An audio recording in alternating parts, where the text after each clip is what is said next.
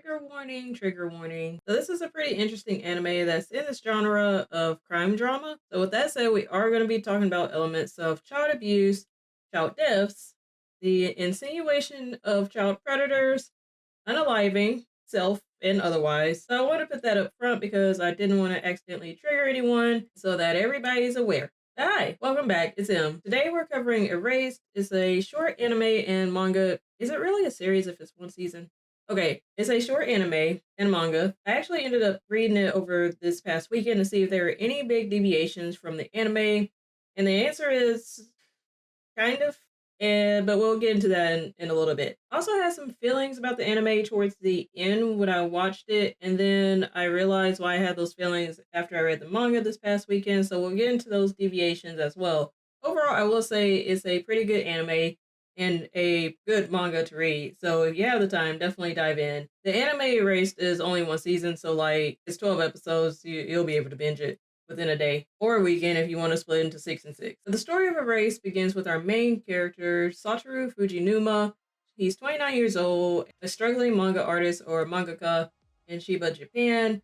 He also delivers pizza part-time. Satoru occasionally experiences this phenomenon called revival, which sends his consciousness back in time. Not quite isekai because he's not transported to another world or realm, but he's just transported back in time. And when we first see this, it transports him back to a few minutes in order to stop a fatal accident. Basically, he was sent back to stop this huge truck from hitting a kid. But Satoru does get hit in this accident and winds up in the hospital for a few days. As he recovers, we also meet his co-worker, Ari Katagiri, who praises him for his life-saving efforts. Ari is 17, so she's still in high school, and Satoru kind of finds her annoying at first, but she eventually grows on him. Later, his mother, Sachiko, visits him, and Sachiko is actually a bit off-putting at first, because as his mom, she's very dry and nonchalant towards Satoru, but she actually wins me over as we get deeper into the anime. As Sachiko and Satoru spend more time together, Sachiko reminds him of an incident that happened 18 years ago in their hometown in Hokkaido. An adult named Jin Shiratori, who Satoru nicknamed Yuki, and whom Satoru had hung out with and trusted when he was a kid, was arrested for the kidnapping and murder of 3 local children, 2 of whom were Satoru's classmates. 2 out of the 3 children were girls, and the third victim, Hiromi Sugita, was a boy, but could have been mistaken for a girl. And yes, that's actually important to mention. The next day, as Satoru experiences another revival with Sachiko and Ari near him, Sachiko takes note of a man who seemingly attempted to kidnap a child. As she looked further into this, Sachiko deduced that the man was the true killer from 18 years ago, but before she was able to tell anyone, the killer comes to Satoru's apartment that she was staying at, stabs her, and leaves her for dead. Just as Satoru discovered Sachiko's body and is immediately accused of killing her because of his nosy neighbor, his revival ability for the first time sent his 29-year-old consciousness all the way back to 1988, 18 years ago when he was an 11-year-old 5th grade student in Hokkaido. And just as a pin, I don't know if this is like a thing, but there tends to be a lot of true crime dramas, mysteries, even documentaries that take place in the 80s, particularly among missing kids and child deaths. I thought this was like an American thing at first, but for this to be a topic in Japan makes me kind of wonder, well, what's going on in the 80s? Anywho, back to the recap. Satoru is very confused at the situation he's been placed in, but he finds comfort in being able to see his mom again. He realized that being sent to this period by revival is connected to Sachiko's future murder. Satoru also notices Kaio Hinazuki, one of his classmates who was killed by the serial kidnapper, and noticed the bruise on her leg. His friend Kinya Kobayashi noticed Satoru noticing Kaio and suggests that Satoru read an essay written by Kaio, which hinted at her troubled life at home and detailed her wish to basically go away.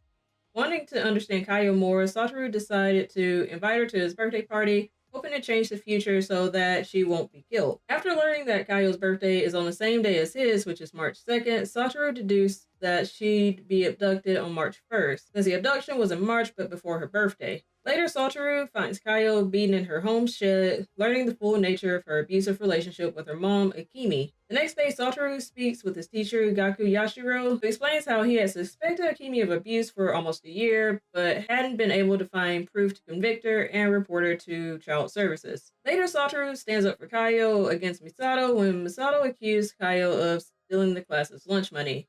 Satoru later takes Kayo up a mountain to show her a frost-laden Christmas tree. It was basically a tree with icicles, but in an open field where the sky was full of stars. It was like a really cute scene. Later, with the help from his mom Sachiko, Satoru managed to invite Kayo to go out with him to the local science center.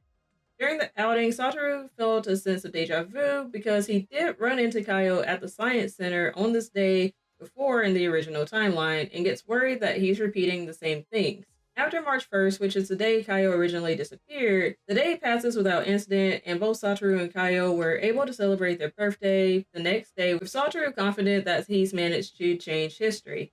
The following day, however, Kaio did not come to school, and another young girl goes missing several days later. A few days later, after witnessing Akemi throw out Kaio's belongings, this ends up triggering Satoru, and he suddenly finds himself back in 2006, still under suspicion of his mom's murder and now on the run from the police.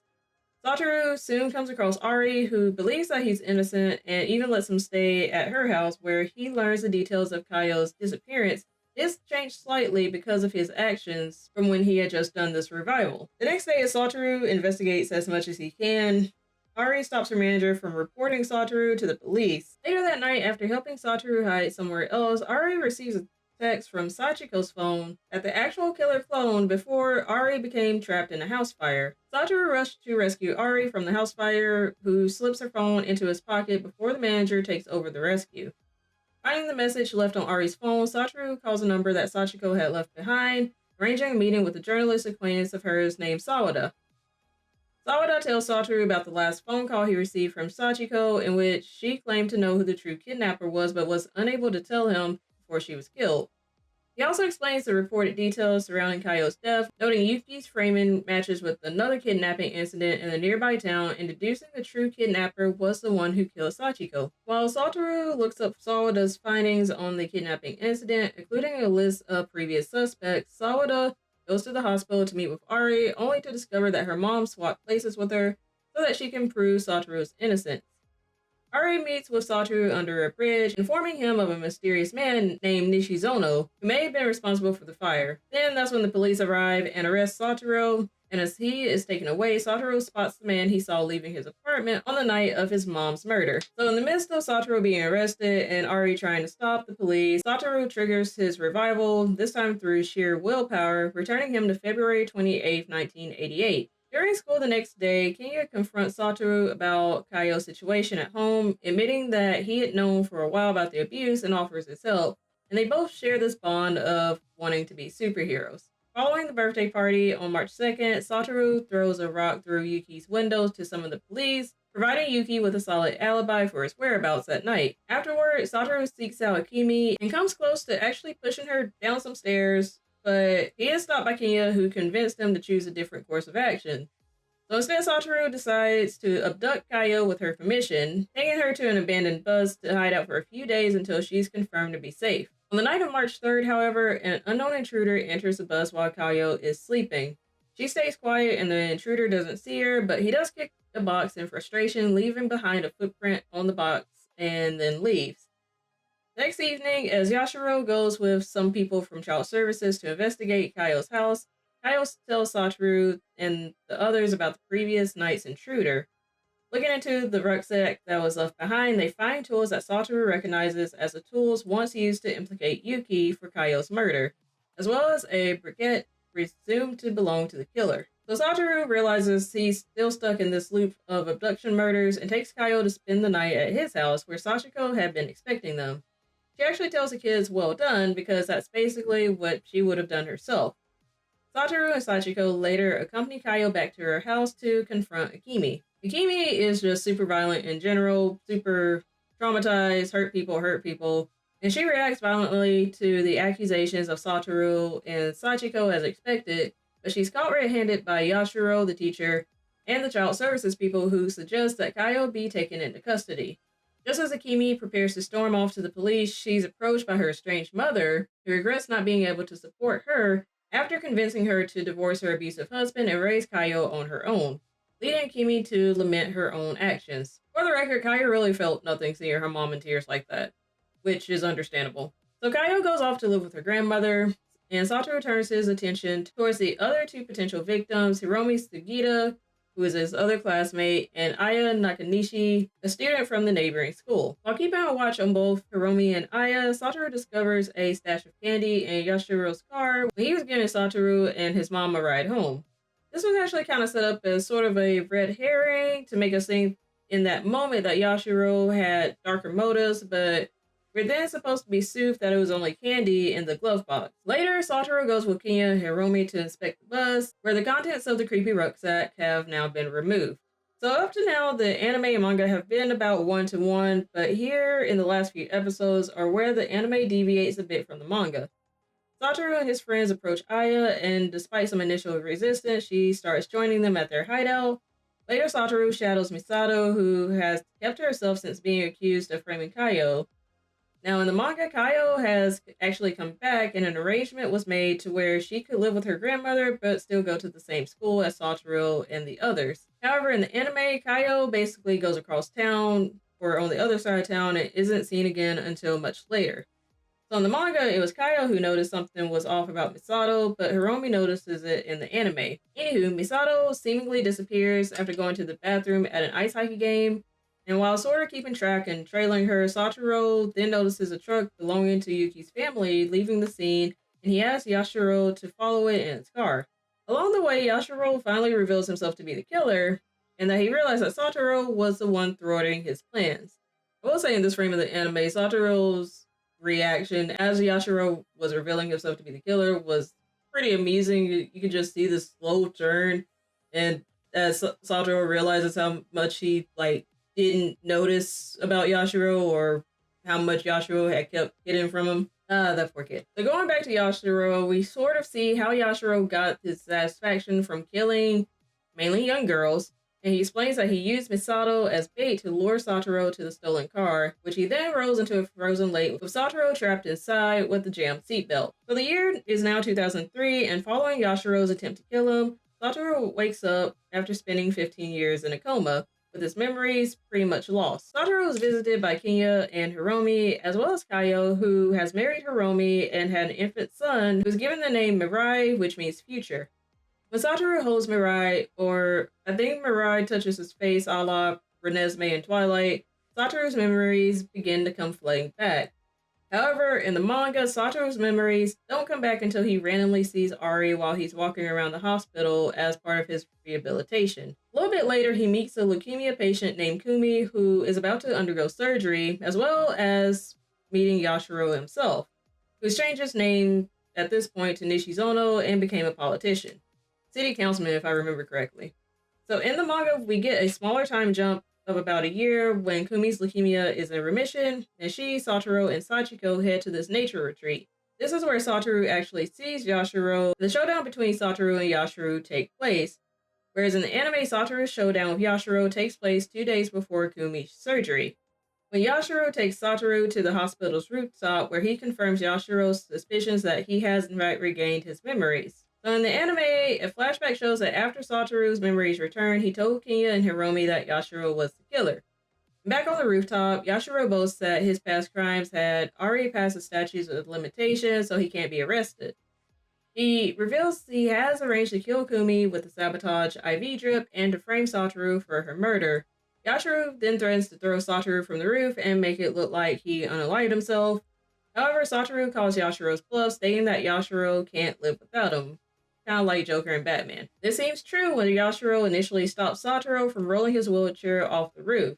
However, Yashiro lets Satoru drop and prepares to unalive himself. He then discovers that Satoru had been safely caught by his friends and his mom, and Yashiro is finally arrested for attempted murder. 7 years later, in 2010, Satoru has become a successful mangaka, and one day Satoru surprisingly encounters Ari under the same bridge where they used to sit earlier, and where he had disappeared during his last revival trip into the past. And this was after a seemingly regular day where he was hanging out with all of his friends from before.